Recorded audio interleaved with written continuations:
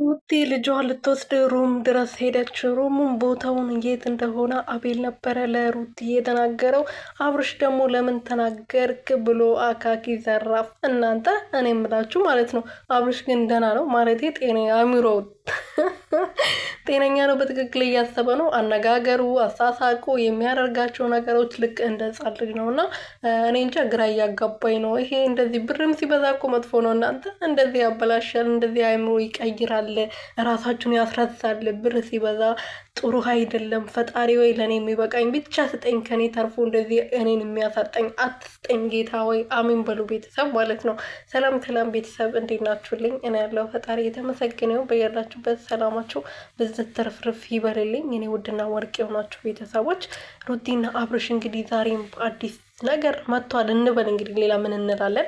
ሩቲ እንግዲህ ልጇ ልትቀበል ትላንት ሩም ድረስ ሄዳ ነበረ እና ዛሬ ደግሞ ልጄ ስጠኝ ብትለውም አብርሽ ልጄሽን መውሰድ አትችም፣ እኔ ጥሩ አባት ሆኜለታለሁ፣ ልጄ የቱ ጋር እንደተመቸው ራሱ በደንብ ማየት ትችያለሽ ብሏታል።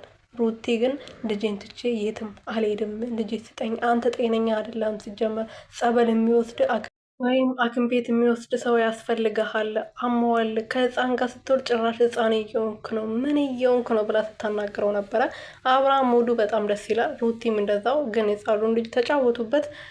ዛሬ ሄርሜላ ዝም ነበር ያለችው፣ አፏን ነበር የያዘችው። ምክንያቱም ያው ሩቲ ልጇን ለመውሰድ ነው የመጣችው። እዛ ስላያቸው ምንም አላለችም። ለዛ ይሆናል ዝም የተባባሉት። ለማንኛውም ይመቻቸው። እኛ ምንም አንልም።